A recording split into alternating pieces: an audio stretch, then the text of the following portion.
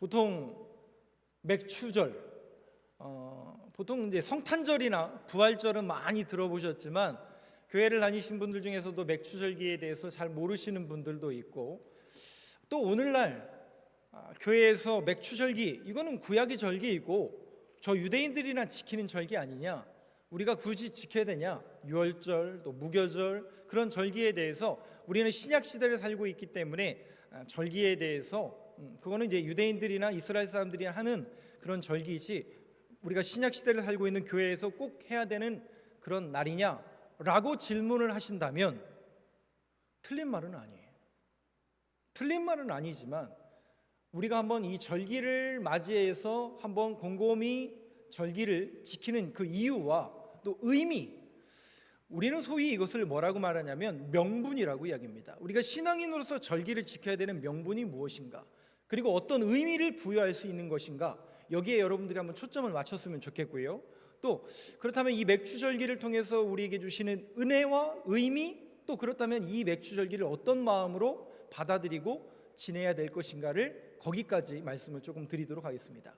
저는 아마도 작년에도 말씀드렸고 올해도 말씀을 드리고 내년 제가 여러분들이 완전히 이 부분에 대해서 이해하고 동의가 되실 때까지 저는 신명기 16장에 있는 이 메시지를 아마도 이 맥추절기에는 몇 차례 더 드릴 겁니다. 그래서 여러분들이 절기에 대해서 어떤 의미를 갖고 맥추절기는 우리 교회에서 이런 의미를 부여하며 이렇게 지내야 되겠다라는 것이 어떻게 보면 하나의 정형화가 되고 폼이 될 수 있도록 이 메시지에 제가 초점을 조금 맞추어서 이 신명기 16장에 나와 있는 맥추절기에 대해서 말씀을 여러분들에게 드리도록 하겠습니다. 조금 길다면 길 수도 있지만 여러분들이 한번 귀를 기울여서 한번 들어보시기 바랍니다. 절기, 이 절기라는 이 하그, 어떤 성경에서는 모에드라고도 표현하고 있는 이 표현인데, 이 절기라는 이 표현은 두 가지 의미가 있습니다. 첫째는 여러분 주보에도 있는데요, 절기라는 의미는 반복하다라는 의미가 있습니다. 그리고 두 번째는 뭐냐면 하나님께 나오게 하다, 반복하여 하나님 앞에 나와 지키게 하다라는 의미가 이 하그, 모에드, 절기라는 의미 속에 담겨져 있습니다. 다시요, 절기라는 의미는 반복하여 하나님 앞에 나와 절기를 지키게 하다라는 그런 의미가 있습니다. 여러분, 이스라엘 백성들은요, 유대인들은 여러분 잘 아시는 것처럼 AD 70년경에 가나안 땅에 살아가던, 약속의 땅에 살아가던 이스라엘 백성들이 망해요. 로마에 의해서 망합니다. 아니 목사님, 그 전에도 망한 적은 많이 있었잖아요. 물론 그래요. 바벨론에게 포로로 끌려갔던 적도 있고요, 수차례 공격으로 인해서 망한 적은 많아요. 근데 제가 망했다라고 말씀드린다는 것은 뭐냐면, 이제부터는 AD 70년 이후부터는 유대인들이라고 불려지는 사람들은 자신들이 아브라함에게 약속으로 주신 가나안 땅이라고 얽혀진 그 땅에서 더 이상 살 수가 없게 되었어요. 그래서 유대인이라고 불리는 모든 사람들은 AD 70년 이후에 전부 쫓겨납니다. 가나안 땅에서 전부 쫓겨나요. 그래서 전 세계에 흩어집니다. 우리가 그래서 흩어진 사람들을 디아스포라 유대인이라고 하죠. 그러면 그 가나안 땅에 누구만 남은 거예요? 이방 사람들만 남게 되고, 유대인들이 그렇게 싫어하는 블레셋 사람들의 땅이라는 이름으로 팔레스타인이라고 부르게 됩니다. 그래서 지금도 우리가 가나안 지역을 영어로 뭐라고 그래요? 팔레스타인의 땅, 블레셋의 땅이라고 불려지게 되었습니다. 그러니 유대인들은 그 이름을 지금도 안 쓰겠죠. 그런 유대인들이 지금 사라졌어요? 지금도 있어요? 있잖아요, 그죠? AD 70년에 흩어졌는데 언제 그들이 다시 돌아오냐면 1943년에 돌아옵니다. 그리고 1948년 5월 14일 날 독립국가로서 유엔에 지정이 됩니다. 그러면 몇 년 만에 된 거예요, 나라가? AD 70년에 흩어졌다가 1948년도에 나라로 인정받았으니 2000년은 아니더라도 거의 2000년이라는 시간 동안 그들은 나라를 잃어버렸어요. 나라를 잃어버린 정도가 아니죠. 나라의 3대 요소가 뭐예요? 국민, 주권, 영토인데 영토와 주권을 잃어버린 채 뿔뿔이 2000년 동안 나그네와 같은 삶을 살던 이스라엘 백성들이 2000년 만에 다시 가나안 땅으로 돌아오게 되고 나라를 세우게 됩니다. 정말 불가사의 할 정도로 이 이스라엘 백성들의 역사는 기구한 운명 속에서도 끝끝내 정말 끈질기리만큼 그들이 다시 돌아오게 됐죠. 그래서 세계 역사학자들, 또 인문학자들, 또 인류학자들은 어떻게 2000년 동안 유대인들이 이런 정체성을 유지할 수 있었을까? 한번 생각해 보세요. 우리나라도 일제 36년이라는 시간 동안 주권을 잃어버렸었는데, 그래도 우리는 뭐는 안 잃어버렸어요? 영토는 그대로 있었잖아요. 영토도 잃어버리고 주권도 잃어버린, 아니 한 세대가 아니요 2000년이라는 시간 동안 그들은 방랑자의 생활을 했는데 어떻게 그들이 지킬 수 있었을까? 여러 가지 이유 가운데 하나가 뭐냐면 절기를 지켰다는 거예요. 그럼 절기의 뜻이 뭐였다고요? 아까요? 반복하여 하나님 앞에 나오게 하다, 반복하여 지키게 하는 의미로서 그들에게 절기를 지키게 하여 하나님의 백성이라는 그 정체성을 유지할 수 있도록 그들에게 그 정체성을 심어준 그 믿음의 고백과 신앙의 고백이 뭐냐면 바로 절기라는 의미 속에 담겨져 있습니다. 그렇다면 오늘 이 시대 속에서 신약 시대를 살아가는 우리들에게, 아니 목사님 구약에 있는 절기인데 이 신약 시대를 살아가는 우리들에게 의미가 있는 겁니까? 의미가 있죠. 어떤 의미가 있어요? 그 절기를 지킴으로 인해서 우리의 정체성, 여러분 우리가 주일 성수 또 교회에 나와서 굳이 예배를 드림으로 인하여 우리에게 세우는 그 의미가 뭡니까? 바로 우리가 누구인지에 대한 정체성을 확인하는 자리가 바로 이 예배의 자리입니다. 여러분들은 누구세요? 누구긴 누구의 나지. 그러나 저와 여러분들은 공통된 게 하나 있죠. 그게 뭡니까? 하나님께서 하나님의 자녀로 삼아주시고 구원받은 백성으로 저와 여러분들을 부르셨다는 그 정체성을 확인하는 자리가 실상은 예배의 자리라는 거죠. 목사로, 성도로 부르었다는 그런 의미가 아니라 저와 여러분들을 하나님의 자녀로 불러주셨다는, 그리고 하나님의 자녀 삼아주셨다는 그 정체성을 확인하는 자리가 예배의 자리라니, 그러는 의미를 부여할 수가 있고 그런 정체성을 확인하는 자리가 예배의 자리라니, 예배의 자리이므로 우리가 사모하는 마음으로 달려나와야 되는 것은 마땅한 사실이겠죠. 그런 의미 속에서 우리가 절기에 대한 의미를 부여할 수 있고, 그렇다면 오늘 이스라엘 백성들이 지켰던 7대 절기를 한번 또 보면서 그 내용을 조금 더 유추해 보도록 할 텐데, 이스라엘은 구약 성경에서 레위기, 출애굽기, 레위기, 민수기, 신명기를 통해서 이들은 절기를 지키게 되어 있습니다. 레위기를 보면 우리가 좀 레위기는 어려운 율법이라고 생각하지만 크게 두 가지 내용으로 되어 있습니다. 제사와 절기로 되어 있습니다. 5가지 제사가 있죠. 번제, 소제, 화목제, 속죄제, 속건제. 제사는 뭡니까? 결국 하나님 앞에 나아가는 방법이 제사라면 절기는 뭐냐? 하나님의 백성들이 하나님의 말씀을 따라 살아가는 하나님의 백성들의 정체성을 말하는 게 절기입니다.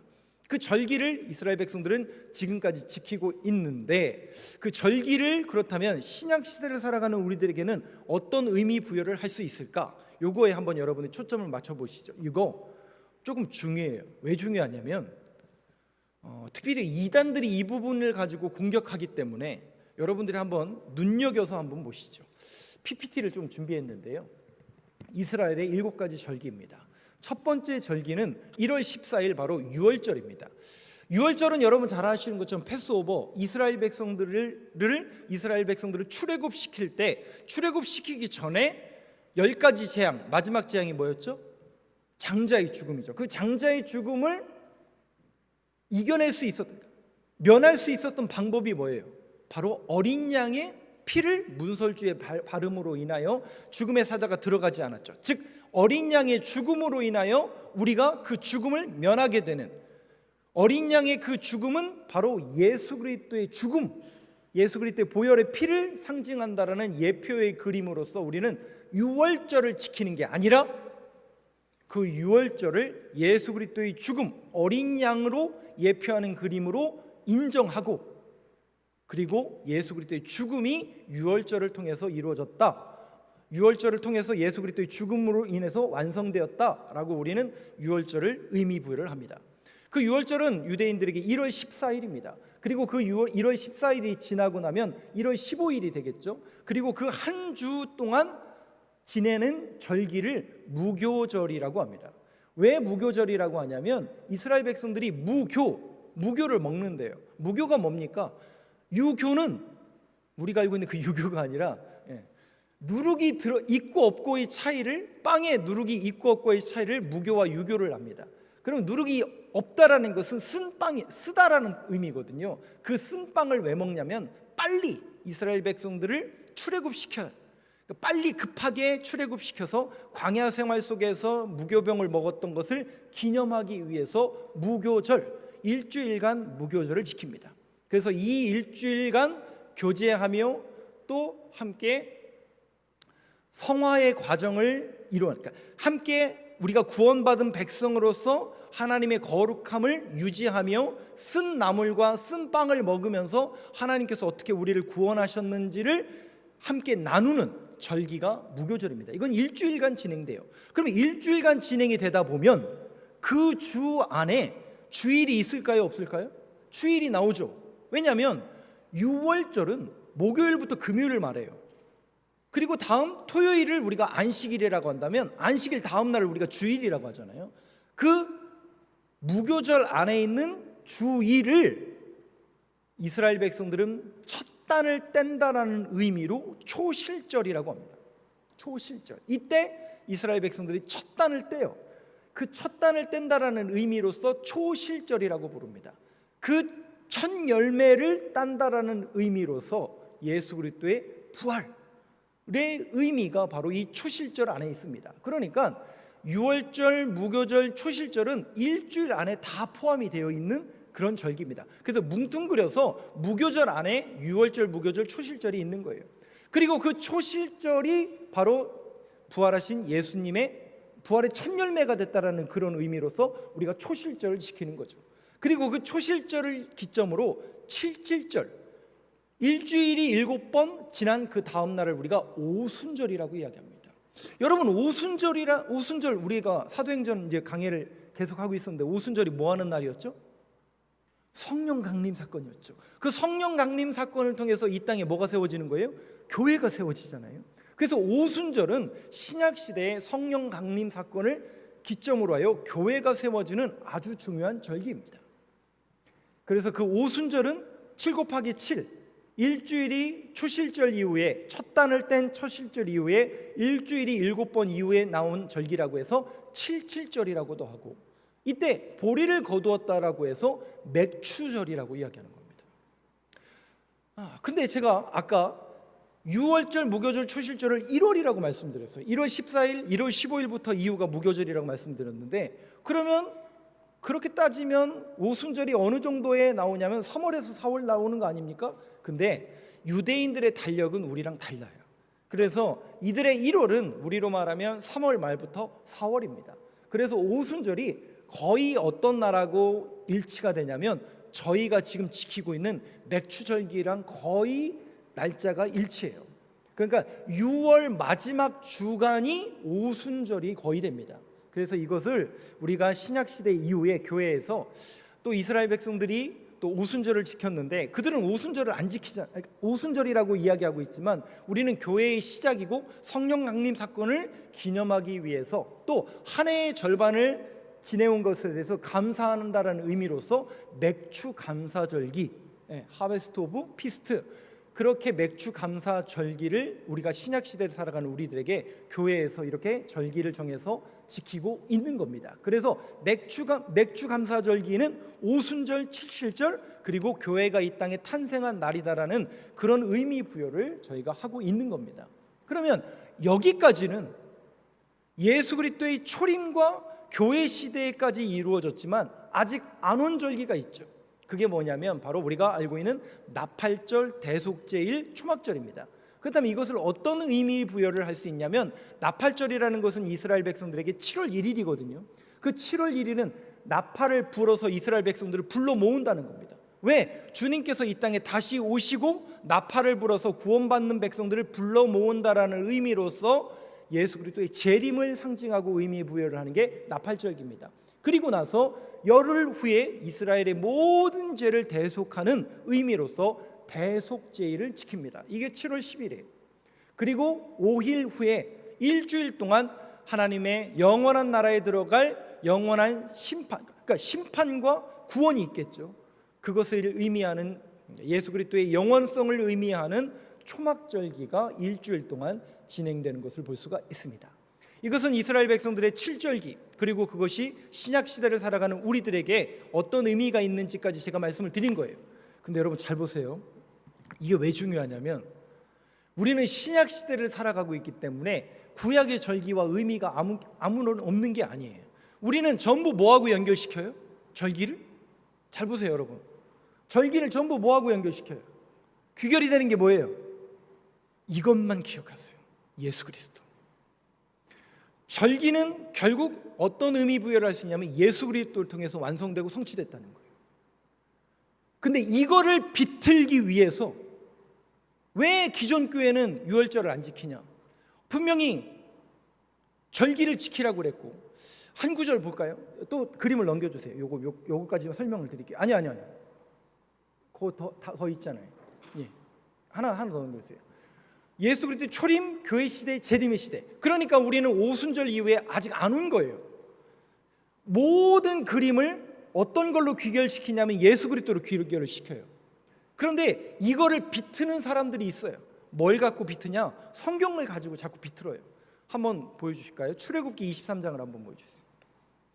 출애굽기 23장 14절 말씀. 네. 여러분 목소리 한번 같이 읽어보겠습니다. 시작. 너는 매년 3번 내게 절기를 지킬지니라. 네. 여러분들이 어려울 걸 알고 있었어요. 근데 이거를 제가 설명 안 할 수는 없어요. 제가 여러분들이 아주 마음 이게 새길 때까지 계속 설명을 할 거예요. 매년 절기마다. 그러니까 걱정 안 합니다. 저도. 근데 출애굽기 23장 14절에 보니까 너는 매년 3번 내게 절기를 지킬지니라. 이걸 가지고 이야기합니다. 이 세 절기가 뭐냐면 유월절, 오순절, 맥추절, 초막절이에요. 이 절기가 되면 이스라엘 백성들은 지금도 예루살렘 성전에 가서 예배를 드리게 되어 있습니다. 예수님도 2000년 전에 예수님도 이 세 절기가 되면 7가지 다 지킬 수 없고 이 세 절기는 항상 성전에 가서 드리려고 노력을 했겠죠. 이 전통이 어디로 가냐면 이슬람으로 가는 거예요. 그래서 이슬람 사람들은 성지순례를 1년에 3곳, 그러나 부득이하게 3번 1년에 못 가면 평생에 자기의 인생에 3곳의 성지순례는 꼭 해야 된다는 의미로 하나의 정형화된 폼으로 갑니다. 아무튼 이 세 절기를 왜 기존 교회는 안 지키냐? 유월절, 맥추절, 오순절, 초막절을 왜 안 지키냐? 여러분 우리가 왜 안 지켜요? 그러니까 여러분들이 이렇게 되면 헷갈리기 시작하는 거예요. 그들은 뭘 주장하고 뭘 이야기하고 싶은 거냐면 기존 교회가 안 지킨다라는 것을 초점을 맞춰서 우리도 헷갈리잖아요. 분명히 구약에 지키라. 그중에 다는 못 지켜도 3가지 절기 23장 14절에 분명히 지키라고 말했는데 왜 안 지키냐라고 하면 대부분의 성도님들이 지키나? 안 지키나? 어리둥절한단 말이죠. 그러면 벌써 반절 넘어간 거예요. 누구에게요? 그 질문을 하고 있는 사람한테 반절 넘어간 거라고. 헷갈리죠. 지키고 있나? 안 지키고 있나? 뭐를 비틀고 싶은 거냐면 결론적으로 그들은 우리는 모든 귀결이 뭐로 귀결이 된다고요? 예수 그리스도. 근데 그게 아니다라는 것을 주장하고 싶은 마음이 이들에게 있는 거예요. 그럼 안 지키는 게 아니라 우리는 그런 의미 부여를 누구를 통해서 한다고요? 전부 예수 그리스도를 통해서 하는 거예요. 예수 그리스도의 구원, 예수 그리스도의 통치. 유월절을 안 지키는 게 아니에요. 어린 양의 피로 예수 그리스도에 죽으셨잖아요.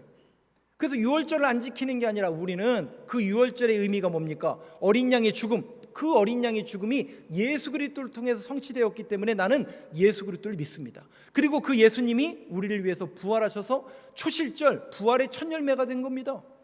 그리고 주님께서 말씀하신 것처럼 성령이 임했습니다. 언제? 7 곱하기 7, 77절 이후에 맥주감사절, 오순절 마가의 다락방을 통해서 성령이 강림하게 되고 이 땅에 교회가 세워진 겁니다.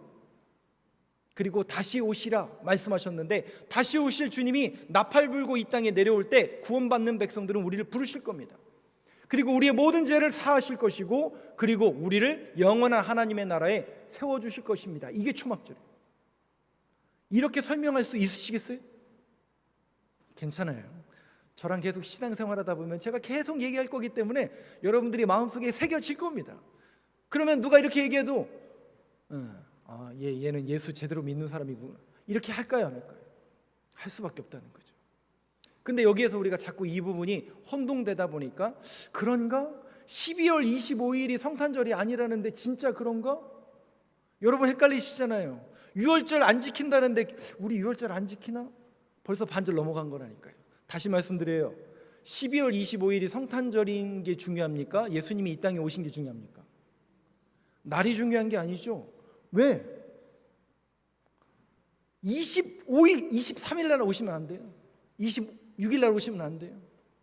그러니까 여러분, 어디에 우리가 초점을 맞추고 어디에 의미 부여를 할 건지에 대해서 여러분들이 명확하고 정확하게 아셔야 됩니다. 예수님이 이 땅에 오신 게 중요한 거죠, 여러분. 이거 비틀고 싶어가지고 어떻게 해서든지 예수 믿지 못하도록 정말 2000년 동안 이단과 그 하나님을 대적하는 세력들은 끊임없이 노력하고 있으니, 저와 여러분들이 깨어서 이런 절기나 의미 부여에 대해서 여러분들이 명확하게 알고 계셔야 됩니다. 그렇다면 이거 두 가지는 이제 설명을 해야죠.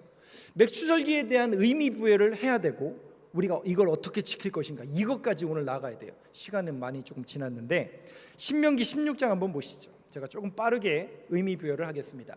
9절과 10절 말씀을 저하고 교독할게요. 7주를 셀지니 곡식의 낯을 대는 첫날부터 7주를 세어 내 하나님 여호와 앞에 칠칠절을 지키되 내 하나님 여호와께서 내게 복을 주신 대로 내 힘을 헤아려 자원하는 예물을 드리고. 말씀을 띄어놔 주세요. 여기 보니까 이렇게 써 있습니다. 초실절, 맥추절은, 오순절은, 칠칠절은 같은 말이죠.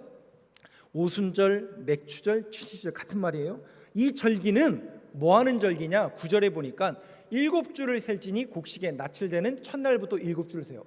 칠칠절, 이날이 오순절, 그날이 뭐가 세워졌다고? 이 땅에 예수님께서 약속하신 성령이 강림하고 이 땅에 교회가 탄생하게 된 교회의 생일이다, 그런 의미가 있다면 10절, 내 하나님 여호와 앞에 칠칠절을 지키되, 오순절, 맥추절 같은 말이에요. 내 하나님 여호와께서 내게 복을 주신 대로, 우리에게 복을 주신 대로 내 힘을 헤하여 자원하는 예물을 드려라. 그러니까 이 절기는 어떻게 드리는 거냐? 우리에게 복을 주신 대로 우리의 힘을 다해 하나님 앞에 영광 올려드리라, 그 뜻이거든요. 그러면 우리에게 주신 복이 뭔데요? 여러분 복 받으셨어요?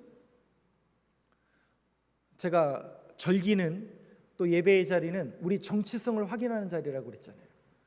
근데 우리는 복이라는 것을 자꾸 어떻게 생각해요? 물질과 내 손에 딱 틀어 잡힌 걸로만 복이라고 생각을 해요.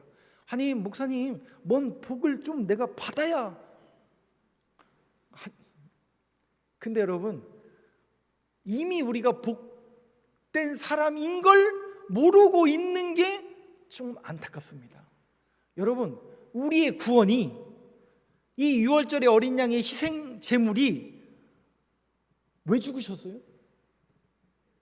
그래요. 이미 우리는, 그러니까 이 자리에 나온 것 자체가 이미 우리가 복된 상태인데 우리가 복인지를 모르고 있는 거예요. 근데 이걸 확인하는 자리라니까요. 아, 내가 하나님의 자녀구나, 내가 복된 사람이구나. 왜냐? 우리가 교회에 나왔다는 것, 우리가 예수를 믿는다는 것은 그 믿음조차도 그 시작이 어디서부터 시작되냐면, 내가 먼저 믿어서 시작된 게 아니라 구원의 시작은 언제나 어린 양의 희생 제물이에요. 예수 그리스도의 십자가부터 시작을 하는 거예요. 그 사실을 믿음으로 우리가 반응하여 하나님 앞에 나아가게 된 거예요.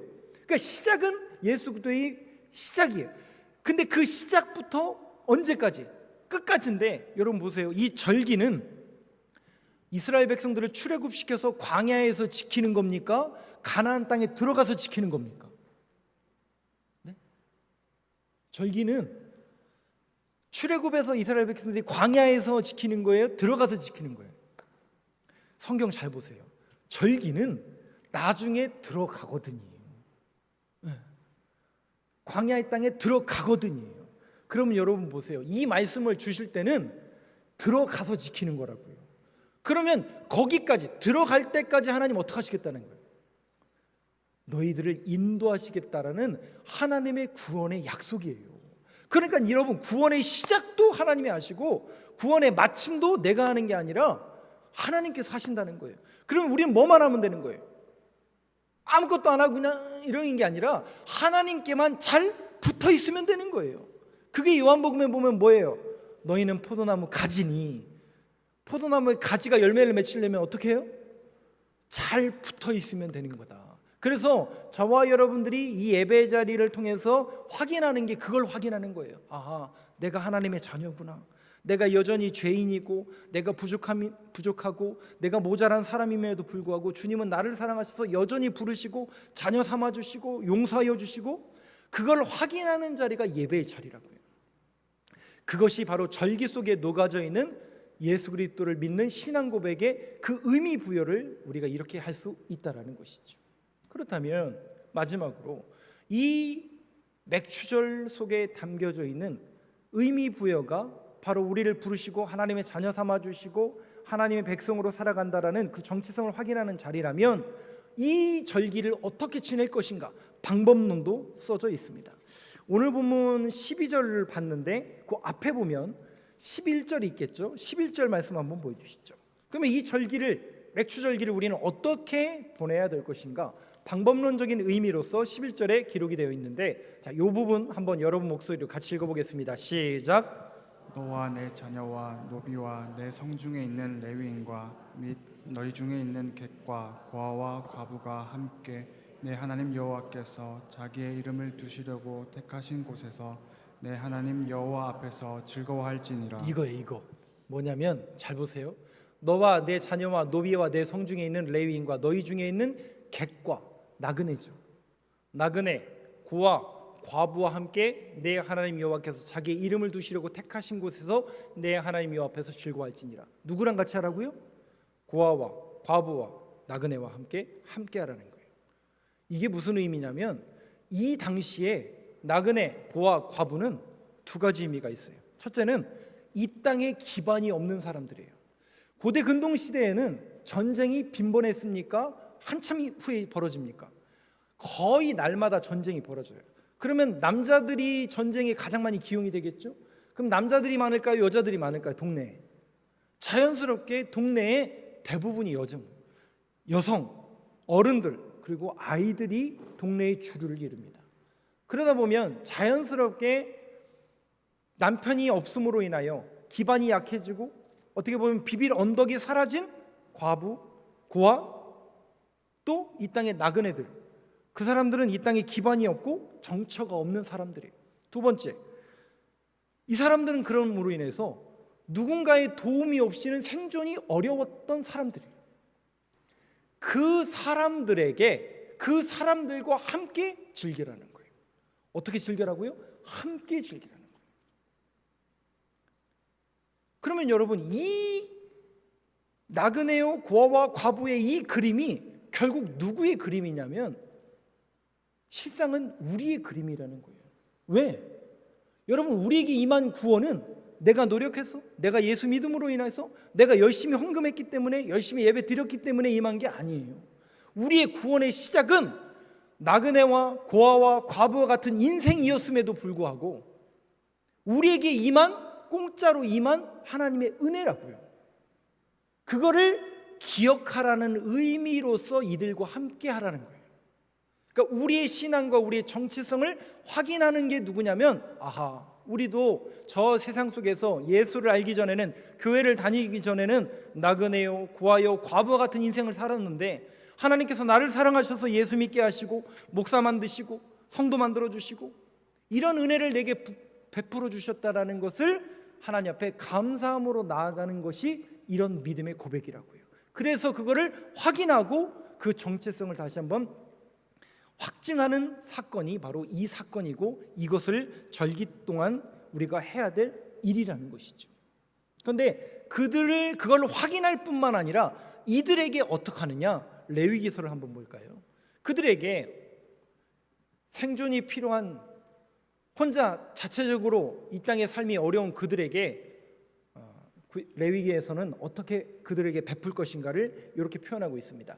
레위기서 23장 22절 말씀 한번 같이 읽어보겠습니다. 시작. 너희 땅에 곡물을 벨 때에 밭 모퉁이까지 다 베지 말며 떨어진 것을 줍지 말고 그것을 가난한 자와 거류민을 위하여 남겨두라. 나는 너희의 하나님 여호와이니라. 어떻게 하라고요? 어떻게 하라고요? 남겨두래요. 제가 작년에도 요 메시지를 전했는데 혹시 기억이 나시는지 모르겠습니다. 여러분, 우리가 예수를 믿는 이 구원은, 우리에게 임한 이 구원은 우리의 공로와 우리의 노력이 아니라 하나님의 은혜잖아요. 그리고 우리의 인생을 도우시고 우리의 인생을 살피시는 분은 하나님이라는 신앙 고백을 우리가 하는 거예요. 그러니까 우리의 인생을 도우는 분은 누구예요? 하나님이라는 고백을 하는 거예요. 근데 그 우리의 인생을 도우는 분이 하나님이라는 그런 신앙 고백을 한다면 우리가 남을 도울 수 있을까요? 없을까요? 우리가 남을 돕는다는 표현은 실상은 우리가 주체라는 얘기가 돼요. 내가 주체가 되고 내가 할 수 있다라는 의미로서 그들을 도와주는 거예요. 근데 여러분, 우리가 교회 안에서 써야 될 용어 가운데 돕는다는 표현은 하나님만 할 수 있어요. 그렇다면 우리가 도와주는 겁니까? 흘려보내는 겁니까? 남겨두라는 그런 의미는 뭐냐면 우리에게 주신 이 은혜가 너무 크고 감사하니 그거를 가난하고 연약하고 부족한 사람들에게 도와주는 의미에서 남겨주는 게 아니라 흘려보내는 겁니다. 그래서 우리에게 받은 감사, 우리에게 주신 이 모든 것을 흘려보내는 의미로서 교회에서는 구제, 남을 돕는다는 표현을 쓰는 것이 아니라 주의 사랑을 흘려보낸다라는 이 신앙 고백을 여러분들이 가지셔야 됩니다. 남겨두라. 이 남겨둠으로 인하여 혜택을 받은 사람이 혹시 누군지 아세요? 여러분 잘 아시는 룻이라는 사람이에요. 룻이라는 여인은 이방 땅에서 이방 땅에서 하나님을 믿어서 시집 온 여인이에요. 근데 이 시집 온 여인이 할 수 있는 게 뭐예요? 아무것도 없는 거예요. 그러니 어떻게 해요? 곡식은 거둬야 되겠고 시어머니는 봉양해야 되겠고, 그러니 어떡합니까? 저 들판에 가서 곡식을 줍는 거죠. 누군가가 남겨둔 그 곡식을 주음으로 인하여 이 여인과 그의 시어머니였던 나오미가 생존할 수 있었던 거예요.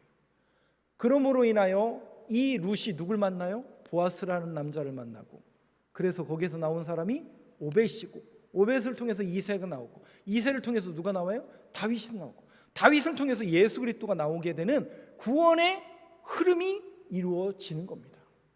사랑하는 성도 여러분, 이게 바로 오늘날 이 땅에 예수 믿어 구원받은 백성들, 하나님을 하나님으로 인정하는 하나님의 자녀된 몸된 교회가 해야 될 일이 뭐냐면 바로 고아와 과부와 나그네, 이 땅에 기반이 없고 이 땅에 홀로 생존이 부족한 이들을 우리가 찾아내요. 그들이 불쌍한 것도 있겠지만, 연민의 마음도 분명히 있겠지만, 그거보다 더 우선순위 가치는 뭡니까? 예수 그리스도의 구원받은 백성으로서의 그 감격과 감사를 흘려보낼 수 있는, 주의 사랑을 위해서 그들에게 남겨둘 수 있는. 그래서 저는 정말 이 맥주 감사 절기에 저와 여러분들이 드린 예물만큼만 어떻게 해서든지 주의 사랑이 필요한 곳에 구제하고 주의 사랑을 흘려보내는데 쓸 수 있도록 저와 여러분들이 함께 합력하고 동참해 주시길 간절히 소망합니다. 그래서 이 절기를 통해서 주의 사랑이 흘려가는, 그래서 우리 교회가 그 사명을 감당하는 교회로 세워지길 간절히 소망합니다.